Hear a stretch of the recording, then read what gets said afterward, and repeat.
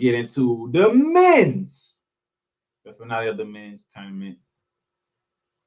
And we kicked off with the Final Four down in Houston, Texas. We had the surprising FAU Owls taking on the surprising San Diego State Aztecs for a spot in the national championship game. And as you can notice, it was the San Diego State Aztecs to win that one.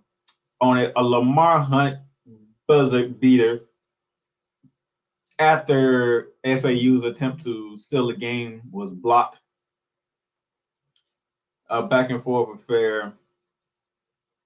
It was something to behold. And FAU had the opportunities. They really did. They had opportunity. They was up there with Jesus. I think the highest the lead was 14 for FAU, and they didn't put them away. They didn't put them away in the second half when they had a 14-point lead. And San Diego State kept fighting away and calling on what they called on they best on all season, the defense to chip away, and they finally they got the opportunity that they need, and they won on a little Martin Butler jumper at the buzzer. FAU shot 44% from the field, as well as San Diego State. FAU shot 40% from three-point range to 50% from San Diego State. San Diego State was 9 for 18. 9 for 18. Turnover were very similar. Rebounding was similar. Assists was similar. Stuff like that. It was very similar. It just that's why the game was back and forth, and you had to wait to the final buzzer to find out who won. Martin for FAU, 26.7 boards. Jonell Davis did not have his best game, 2 for 9 from the field, from three-point range, only had 8 points. Lamar Butler, he didn't have a great game. He just had that game-winning shot. He only had 9 points, but it was Matt Bradley for San Diego State with 21 points to help bring that charge in for San Diego State to win that game. Congratulations to them. They made their first ever championship game, and who they was going to face? The most dominant team in the tournament, the UConn Huskies. UConn jumped out early on Miami. Miami made a run, but they went right back up with no problem. UConn 72-59. Adama Sadogu, 21 points, 10 boards. Jordan Hawkins, 13 points. UConn is just different, man. It's just different. They held Miami to 32% shooting from the field, 35% from three, while UConn was 49% from the field and 35% from three. They just ran you down. They are rebounding Miami 41-32. I rebounded them 28-18 on the defensive rebounding side, 19-10 into assists. It was just, they had 5 blocks. Miami never led in the game. It just, UConn is just that dominant. And it showed again on Monday when San Diego State didn't have a chance. They just didn't.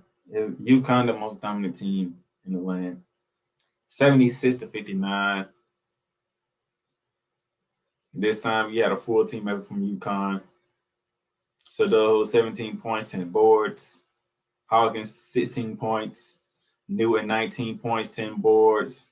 It was a team effort in this regard. San Diego State, they just couldn't do it.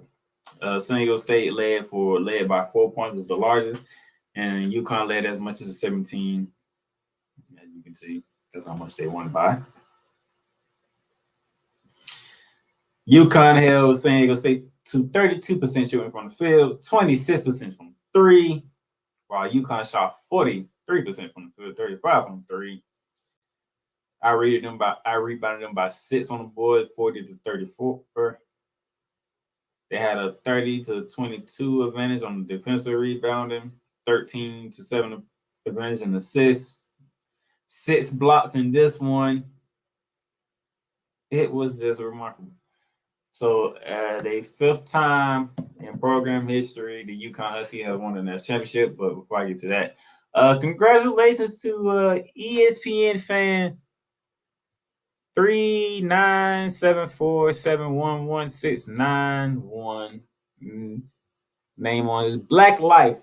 Black Life, congratulations on winning the men's shooting lights out challenge. If you also, as the what I said for the ladies, if you can message me at some point in time, you get your prize. My boy Tyler Ingram came in second, so I would reach out to him to get his information to send him something for coming in second. Very thankful for those who have joined in, who participated in this. It was not easy. It was not an easy tournament, as you can see. I mean, we talking with Foreman upsetting Virginia to Fairleigh Dickinson taking out Purdue, FAU making a run all the way up to the Final Four. We talking Miami taking out Houston and Texas. I mean, San Diego State taking out Alabama. It was a crazy tournament. The women's was better. Let's get no doubt. The men's were better, but the men's had their moments as well. We're not going to sit here and act like the men's didn't have their moment. Now, if you ain't like the Final Four because you only had like one blue blood, which was UConn, I mean, get over it. It's the NCAA tournament. Anything can happen in this tournament. It's a one-game tournament. It's not the NBA playoff, but it's a 7-game series, and you have to win 4 games to get past.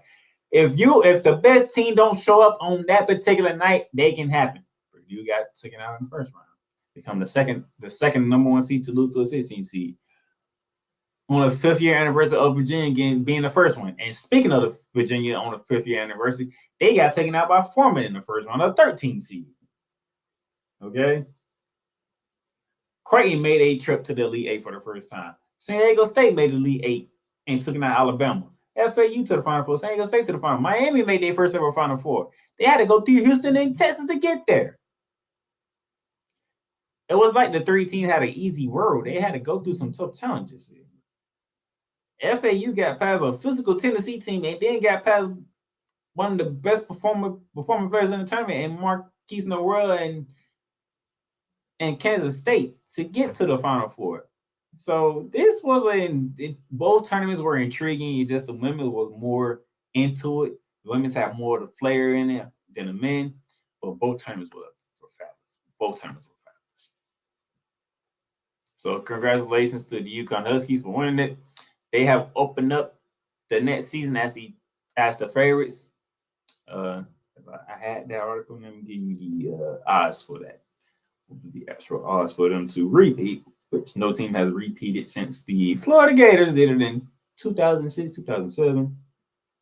It says here, Caesar Sportsbooks installs UConn as the favorite to win next season's NCAA tournament at 12-1.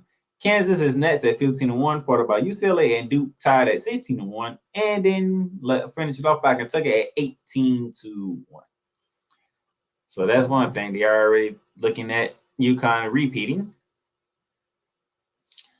Purdue center Zach Edey adds to honors with the Wooden Award as the best player of the year. There's no doubt about that. If you've been watching college basketball throughout the whole season, you knew he was going to win it, and there was nobody else involved.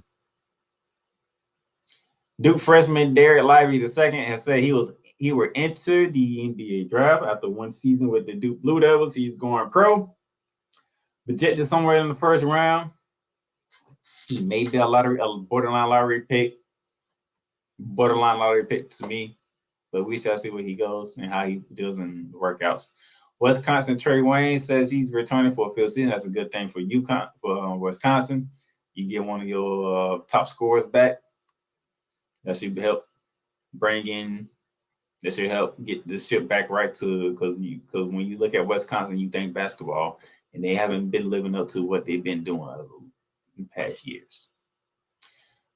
Continuing on, the national champion, the UConn Huskies, make plans for the 2024 Maui Invitational. As you can see here, these are the 8 teams that are projected to be in the Maui Invitational. Of course, the defending champion UConn Huskies, the Colorado Buffaloes, the Dayton Flyers, the Memphis Tigers, North Carolina, Auburn, Iowa State, and Michigan State are the 8 teams slated to be in the Maui Invitation coming next season. So that's going to be fun, especially how they do these matchups.